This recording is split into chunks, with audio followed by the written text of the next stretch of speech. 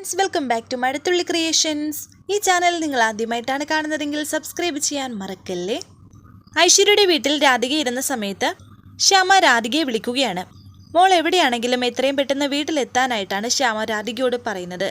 ഞാൻ ഇപ്പോൾ തന്നെ ഇവിടെ നിന്ന് ഇറങ്ങുമെന്നും രാധിക പറയുന്നു. അങ്ങനെ അവർ ഫോൺ വെച്ചതിന് ശേഷം രാധിക ഐശ്വര്യയോട് പറയുന്നുണ്ട്, ഞാൻ എവിടെ പോയാലും ഫിദ മേഡത്തിന് ടെൻഷനാണ്, ചിലപ്പോൾ പാതിരാത്രിയിലൊക്കെ വിളിച്ചു കളയും, എന്നാൽ പിന്നെ ഞാൻ ഇറങ്ങട്ടെ എന്ന് പറഞ്ഞ് രാധിക പോകാൻ തുടങ്ങുമ്പോൾ ഐശ്വര്യ പറയുന്നു, മോളെ കുറച്ചുകൂടി കഴിക്കുകയെന്ന്. ഞാൻ ഇപ്പോൾ ഇറങ്ങുമെന്ന് ഫിദ മേഡത്തോട് പറഞ്ഞു പോയി എന്ന് പറഞ്ഞ് രാധിക കൈ കഴുകാനായി പോകുമ്പോൾ സോണിയ ഐശ്വര്യയോട് പറയുന്നുണ്ട്, മേഡം ഒപ്പിടുന്ന കാര്യം പറയുന്നില്ലേ.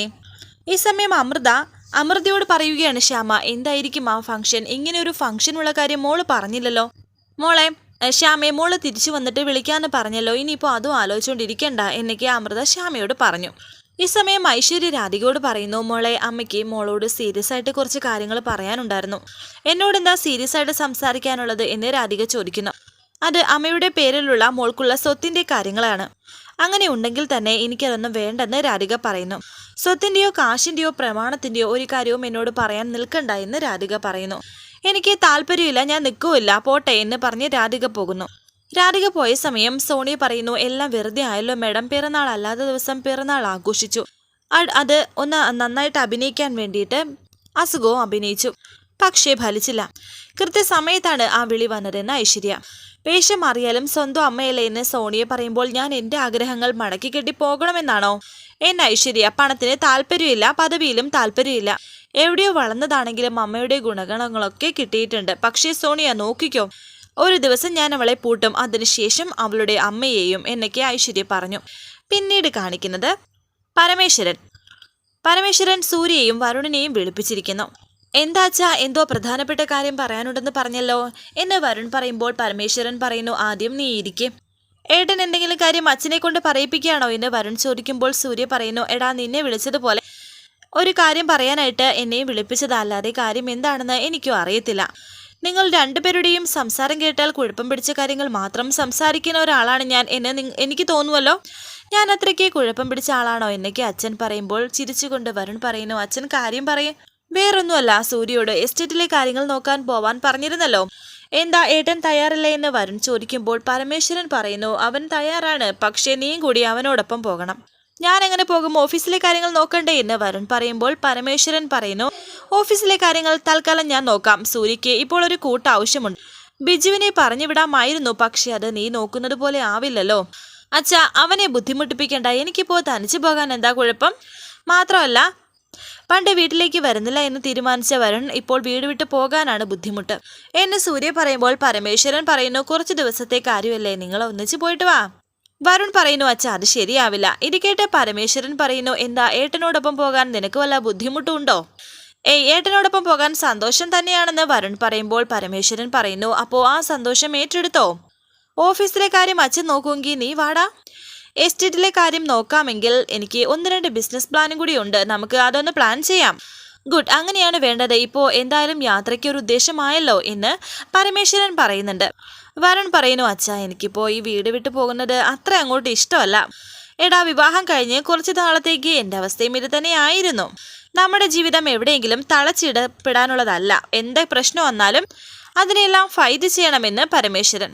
നിങ്ങൾ ഒന്നിച്ചു പോകുന്ന കാര്യം ഞാൻ തീരുമാനിച്ചു, ഇനി അതിനൊരു മാറ്റമില്ലെന്ന് പരമേശ്വരൻ. സൂര്യ വരുണിനോട് പറയുന്നു, നമുക്ക് അടിച്ചു പൊളിക്കാടാ, നിനക്കൊരു കുറവും വരാതെ ഞാൻ നോക്കിക്കോളാം. പിന്നീട് കാണിക്കുന്നത് വരുണാണെങ്കിൽ സങ്കടപ്പെട്ടിരിക്കുകയാണ്. വരുൺ ഈ കാര്യങ്ങൾ മുത്തശ്ശിയോടെല്ലാം പറഞ്ഞിരിക്കുന്നു. ഞാൻ എന്താ മുത്തശ്ശി ചെയ്യേണ്ടത്, ഇനിയിപ്പോൾ പോകാതിരിക്കാനും കഴിയില്ല. ഞാൻ ഇവിടെ ഇല്ലാതിരുന്നാൽ അവർ ആ തക്കം നോക്കി രാധികയെ ഉപദ്രവിക്കും, എന്തെങ്കിലുമൊക്കെ ചെയ്ത് അവളുടെ ആ ഇഷ്ടം മായ്ച്ചു കളയുമെന്ന് പറയുമ്പോൾ മുത്തശ്ശി പറയുന്നുണ്ട്, അവളുടെ മനസ്സിൽ നിന്ന് നിന്നെ ഒരിക്കലും മായ്ച്ചു കളയാൻ കഴിയില്ലടാ, അതിനെക്കുറിച്ച് നീ പേടിക്കണ്ട. ഇവരുടെ അടുത്തേക്ക് ഇവരുടെ സംസാരം കേൾക്കുകയാണ് പ്രിയങ്ക. ആ മുറിയുടെ വാതിൽക്കൽ ചെന്ന് നിന്ന് കേൾക്കുന്നുണ്ട്. വരുൺ മുത്തശ്ശിയോട് വീണ്ടും പറയുന്നു, എനിക്ക് അയാളെ കാണാതിരിക്കാൻ കഴിയില്ല ഒരു നിമിഷം പോലും. മുത്തശ്ശി പറയുന്നു, അങ്ങനെയാകുന്നത് ശരിയല്ലല്ലോ. എത്ര വലിയ പ്രണയമായാലും അതിന്റെ തീവ്രത അറിയാൻ എന്താ മാർഗമെന്നറിയാമോ, ഇടയ്ക്ക് ഒന്ന് കാണാതിരിക്കുക എന്നതാണ്. അപ്പോൾ മനസ്സിൽ കിട്ടുന്ന വേദന അതാണ് ശരിക്കുമുള്ള പ്രണയം. വരുൺ പറയുന്നു, പഠിച്ചു വെച്ചത് പറഞ്ഞാൽ പോരാ, അനുഭവിക്കുന്നവന്റെ മാനസികാവസ്ഥയും കൂടി ഒന്ന് അറിയണം. നിനക്കിപ്പോൾ എന്താ വേണ്ടത്, പോകുന്ന വിഷയത്തിൽ നിന്ന് ഇനി ഒഴിഞ്ഞു മാറാൻ കഴിയില്ല. പരമേശ്വരൻ അത് സമ്മതിക്കില്ല. എൻ്റെ ടെൻഷൻ മുത്തശ്ശിക്ക് പറഞ്ഞാൽ മനസ്സിലാവില്ല. എന്നെ വരുൺ പറയുമ്പോൾ മുത്തശ്ശി പറയുന്നു, ഇതിനെ സ്ഥിരമായി പരിഹരിക്കാൻ ഒറ്റ മാർഗമേ ഉള്ളൂ. നിന്റെ അച്ഛനോട് കാര്യങ്ങൾ തുറന്ന് പറയണം. ഇത് കേട്ട് പ്രിയങ്ക ഒന്ന് ഞെട്ടി. ഇതുപോലെ തന്നെ വരുൺ ചോദിക്കുന്നു, അച്ഛനോടോ? പരമേശ്വരനോട് കാര്യങ്ങൾ തുറന്നു പറയാതെ പിന്നെ എങ്ങനെയാ ഒന്നിച്ച് ജീവിക്കാൻ സാധിക്കുന്നത്? സംഭവിച്ചതൊക്കെ തുറന്നു പറയണം. നീ രാധികയാണ് താലി കെട്ടിയത് എന്നറിഞ്ഞാൽ പരമേശ്വരന്റെ മുന്നിൽ വേറെ മാർഗം എന്താ? നിങ്ങളെ ഒന്നിച്ച് ജീവിക്കാൻ സമ്മതിക്കില്ലേ? നാളെ നേരം വെളുക്കട്ടെ, നീ എസ്റ്റേറ്റിലേക്ക് പുറപ്പെടുന്നതിന് മുമ്പ് ഞാൻ പരമേശ്വരനോട് കാര്യങ്ങളൊക്കെ പറയാം. ഇത് കേട്ട് പ്രിയങ്ക ടെൻഷനാകുന്നു. മുത്തശ്ശി പറയുന്നു, അല്ലെങ്കിലും ഇത് നീട്ടിക്കൊണ്ടു പോകാൻ കഴിയില്ല. വരുൺ പറയുന്നു, മുത്തശ്ശി പറഞ്ഞാൽ പിന്നെ എനിക്ക് ധൈര്യമാണ്. ഇനിയിപ്പോ ഞാൻ അതിന്റെ തയ്യാറെടുപ്പിലാണ്, നാളെ അച്ഛന്റെ ചോദ്യങ്ങൾ നേരിടാൻ. ഇത് കേട്ട് പ്രിയങ്ക അപ്രദോഷത്തേക്ക് പോകുന്നു. പിന്നീട് കാണിക്കുന്നത് രാവിലെ ആയിരിക്കുന്നു. പരമേശ്വരൻ പത്രം വായിച്ചുകൊണ്ടിരിക്കുമ്പോൾ മുത്തശ്ശി അവിടേക്ക് വരുന്നുണ്ട്. മുത്തശ്ശിയുടെ തൊട്ടു പിന്നാലെ വരുണും. എന്നാൽ വരുൺ അവിടെ മറഞ്ഞു നിൽക്കുകയാണ്. മുത്തശ്ശി മാത്രമാണ് പരമേശ്വരൻ അരികിലേക്ക് വന്നിരിക്കുന്നത്. പരമേശ്വര, എനിക്ക് നിന്നോടൊരു കാര്യം പറയാനുണ്ടെന്ന് പറയുന്നു. എന്താ അമ്മേ എന്ന് പരമേശ്വരൻ ചോദിക്കുന്നു. നമ്മുടെ കുടുംബത്തെ ബാധിക്കുന്ന ഒരു കാര്യമാണ്. രാധികയും ഇത് കേൾക്കുന്നു. ചില കാര്യങ്ങൾ തെറ്റാണ് എന്ന് തോന്നിയാൽ എത്ര വൈകിയാലും നമ്മളത് തിരുത്തണമല്ലോ. അതാണല്ലോ അതിൻ്റെ ഒരു ശരി. പരമേശ്വരൻ പറയുന്നു, അതിപ്പോൾ നമ്മുടെ കുടുംബത്തിൽ എന്താണ് തെറ്റായ ഒരു കാര്യം? പ്രിയങ്കയും ഭാഗത്തേക്ക് വരുന്നു. അത് കേൾക്കുകയും ചെയ്യുന്നുണ്ട്. മുത്തശ്ശി പറയുന്നു, എനിക്ക് പറയാനുള്ളത് രാധിക മോളെ കുറിച്ചാണ്. ഇത് ഇനി നീട്ടിക്കൊണ്ടു പോകാൻ കഴിയില്ല. ഞാനിത് പറഞ്ഞേ പറ്റൂ. ഈ സമയത്താണ് പ്രിയങ്ക അവിടേക്ക് വരുന്നത്. പെട്ടെന്ന് തലചുറ്റി വീഴുന്നത് പോലെ അഭിനയിക്കുന്നു. എന്നിട്ട് അവിടെ തന്നെ വീഴുകയും ചെയ്യുന്നുണ്ട്. മോളെ എന്ന് പറഞ്ഞ് രാധികയും ഓടിയെത്തി. പ്രിയങ്ക എന്ത് പറ്റി എന്ന് പറഞ്ഞ് പരമേശ്വരനും അതുപോലെ മുത്തശ്ശിയും എഴുന്നേറ്റ് പ്രിയങ്കയുടെ അടുത്തേക്ക് വന്ന് നിൽക്കുന്നു. പ്രിയങ്കയെ താങ്ങി എഴുന്നേൽപ്പിക്കുകയാണ്. ഒരു താല്പര്യമില്ലാതെ എന്ത് പറ്റിയെന്ന് വരുൺ ചോദിക്കുന്നുണ്ട്. രാധിക ആകെ ടെൻഷനാവുന്നു. ഞാൻ വെള്ളം എടുത്തിട്ട് വരാമെന്ന് പറഞ്ഞ് രാധിക പെട്ടെന്ന് വെള്ളം എടുത്തിട്ട് വന്ന് പ്രിയങ്കയുടെ മുഖത്ത് തളിച്ചു. അവിടേക്ക് ഇവിടെ കിളത്താൻ പറയുന്നുണ്ട് വരുൺ. വരുൺ മാറി നിൽക്കുമ്പോൾ പ്രിയങ്ക വരുൺ എന്ന് പറയുന്നുണ്ട്. അങ്ങനെ വരുണിനെ അടുത്തേക്ക് പിടിച്ചിരുത്തുന്നു. താല്പര്യമില്ലാതെ വരുൺ പ്രിയങ്കയുടെ അരികിലിരുന്നു. വരുൺ കുറച്ചു ദിവസം ഇവിടുന്ന് മാറി നിൽക്കുന്നു എന്ന് പറഞ്ഞപ്പോൾ എനിക്കിന്നലെ ഉറങ്ങാനേ കഴിഞ്ഞില്ല. അതാ ഞാൻ പെട്ടെന്ന് ഇങ്ങനെ എന്ന് പ്രിയങ്ക പറയുന്നുണ്ട്. ഉറങ്ങാതെ ഇരുന്നത് തെറ്റ്. പക്ഷേ ഭർത്താവ് കുറച്ചു ദിവസം മാറി നിൽക്കുന്നു എന്ന് പറയുമ്പോൾ ഇങ്ങനെ ടെൻഷനാകുന്ന ഭാര്യ ഏതൊരു പുരുഷന്റെയും ഭാഗ്യമാണ് അല്ലേടാ എന്ന് പരമേശ്വരൻ പറയുമ്പോൾ മുത്തശ്ശി പറയുന്നുണ്ട്, എന്നാലും ഈ നേരത്തെ ഇങ്ങനെയൊരു തലകറക്കം? വരുൺ, ഇവൾ നിനക്ക് തരുന്ന സ്നേഹത്തിന്റെ ഇരട്ടി നീ തിരിച്ചു കൊടുക്കണം. അത് മറക്കണ്ട. പ്രിയങ്ക വിചാരിക്കുന്നു, അച്ഛൻ ഇവിടെ ഉണ്ടായാൽ മുത്തശ്ശിയെല്ലാം അച്ഛനോട് പറയും. മോളെ എഴുന്നേക്ക്, അകത്ത് പോയി കുറച്ചു നേരം കിടക്കാമെന്ന് രാധിക പറയുന്നുണ്ട് പ്രിയങ്കയോട്. പ്രിയങ്ക പറയുന്നു, എനിക്ക് കുഴപ്പമൊന്നുമില്ല ചേച്ചി, ഇപ്പോൾ നേരെയായി. അച്ഛാ, ഞാനൊരു കാര്യം ചോദിച്ചാൽ ബുദ്ധിമുട്ടാകുമോ എന്ന് ചോദിക്കുന്നു. ഏട്ടൻ്റെയും വരുണിൻ്റെയും കൂടെ അച്ഛനും കൂടി എസ്റ്റേറ്റ് ബംഗ്ലാവിലേക്ക് പോകുമോ? അതെന്തിനാ എന്ന് മുത്തശ്ശി ചോദിക്കുന്നു. അച്ഛൻ വരുണിൻ്റെ കൂടെ ഉണ്ടെങ്കിൽ അത് എനിക്കൊരു സമാധാനമാണ്. എൻ്റെ കൂടെ ഏട്ടനുണ്ടല്ലോ, പിന്നെ അച്ഛനെ ബുദ്ധിമുട്ടിപ്പിക്കുന്നത് എന്തിനാണെന്ന് വരുൺ പറയുന്നു. ഞാൻ പറഞ്ഞതേ ഉള്ളൂ, അച്ഛന് പോകാൻ കഴിയില്ലെങ്കിൽ പോകണ്ടെന്ന് പ്രിയങ്ക. പോകാൻ ചില ബുദ്ധിമുട്ടുണ്ട്, പക്ഷേ മോള് സിൻസിയറായിട്ട് പറഞ്ഞ കാര്യം അച്ഛൻ തള്ളിക്കളയുന്നില്ല. വരുൺ, നിങ്ങളുടെ കൂടെ ഞാനും വരുന്നു എന്ന് പരമേശ്വരൻ. പ്രിയങ്ക മനസ്സിൽ വിചാരിക്കുന്നു, മുത്തശ്ശി നിങ്ങൾ ആരോടും ഒന്നും പറയില്ല. നിങ്ങൾ ചിന്തിക്കുന്നതിന് അപ്പുറത്താണ് ഈ പ്രിയങ്ക. തുടർന്ന് രാധിക മുറിയിലിരിക്കുകയായിരുന്നു. വരുൺ പോകുന്നതിൻ്റെ ടെൻഷനാണ് രാധികയ്ക്ക്. വരുൺ പോകുന്നതിന് ഞാനെന്തിനാ ഇത്ര ടെൻഷൻ അടിക്കുന്നത്? പൊയ്ക്കോട്ടെ, എവിടെയാണെന്ന് വെച്ചാൽ പൊയ്ക്കോട്ടെ. എന്തിനാ ഇപ്പോൾ ഈ പോക്ക്? വേണ്ടെന്ന് വെച്ചൂടെ? പോയാൽ പിന്നെ ഞാൻ എങ്ങനെയാ കാണുന്നത് എന്നൊക്കെ രാധിക വിചാരിച്ചിരിക്കുന്ന സമയത്ത് വരുൺ മുന്നിൽ നിൽക്കുന്നു. വരുൺ പറയുന്നുണ്ട് രാധികയോട്, ഇത് തന്നെയാണ് എൻ്റെയും പ്രശ്നം. ഞാൻ പോയാൽ പിന്നെ നമ്മൾ തമ്മിൽ എങ്ങനെയാണ് കാണുന്നത്? രാധിക പറയുന്നുണ്ട്, എൻ്റെ മനസ്സിൽ അതൊന്നുമല്ല. ആരാ പറഞ്ഞത്? പിന്നെ എന്തായിരുന്നു എന്ന് വരുൺ ചോദിക്കുന്നു. അത് പിന്നെ വേറെ എന്തോരം കാര്യങ്ങളുണ്ട് എന്ന് രാധിക പറയുമ്പോൾ വരുൺ പറയുന്നു, വേറെ എന്തോരം കാര്യങ്ങളുണ്ട്, പക്ഷേ ശരിയായിട്ടുള്ള കാര്യം ഇതാണ്. അതെ, കുഴപ്പമില്ലടോ. എത്ര ദൂരത്തായാലും നമ്മുടെ മനസ്സിലുള്ള സ്നേഹം ഇതുപോലെ ഉണ്ടാകും.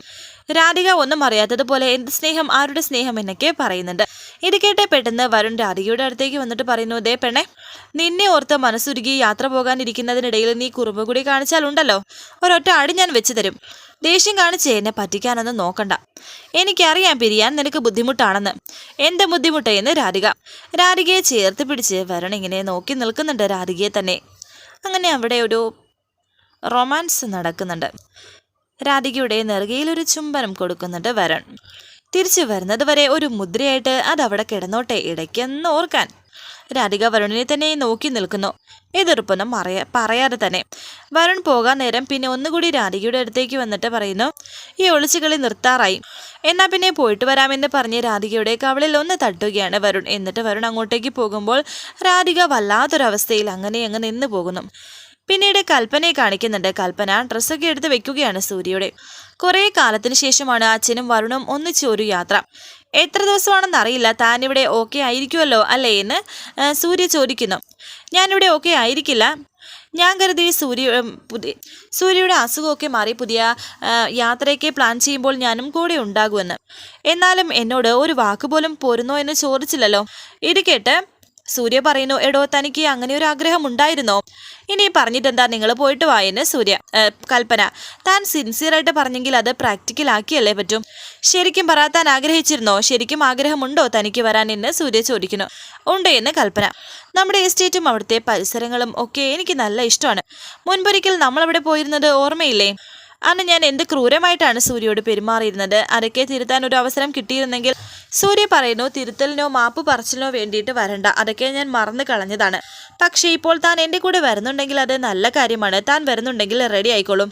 അല്ല, അച്ഛനോടും വരുണിനോടും ചോദിക്കാതെ എന്ന് കൽപ്പന പറയുമ്പോൾ സൂര്യ പറയുന്നു, തനിക്ക് ഇങ്ങനെ ഒരു ആഗ്രഹമുണ്ട്, താൻ എൻ്റെ ഒപ്പം വരുന്നു എന്ന് പറയുന്നു. അവരെന്ത് പറയാനാ? താൻ റെഡി ആയിക്കോളൂ. Thank you Surya, thank you very much എന്നൊക്കെ ഇങ്ങനെ കൽപ്പന സന്തോഷം നടിച്ച് പറയുമ്പോൾ ഞാൻ ഇപ്പോൾ വരാമെന്ന് പറഞ്ഞിട്ട് സൂര്യ അവിടെ നിന്ന് പോകുന്നു. കൽപ്പന വിചാരിക്കുന്നുണ്ട്, കണിമംഗലത്തിന്റെ അടുത്ത അവകാശി ആദ്യം ഈ വീട്ടിൽ പിറക്കുന്ന കുഞ്ഞ് തന്നെയാണ്. എനിക്ക് ആ കുഞ്ഞിന്റെ അമ്മയാകണം, രാജകുമാരന്റെ അമ്മ. എന്നാൽ ഇത് കേട്ട് ഗൗതം അവിടേക്ക് വന്നു. ഞാൻ സമ്മതിച്ചില്ലെങ്കിലോ എന്ന് ചോദിക്കുന്നുണ്ട്. ഇത് കേട്ട് പെട്ടെന്ന് ഒന്ന് ഞെട്ടുകയാണ് കൽപ്പന. വരാനിരിക്കുന്ന പുതുപുത്തൻ എപ്പിസോഡുമായി വീണ്ടും കാണാം. Thank you for watching. Please subscribe, like, share my channel.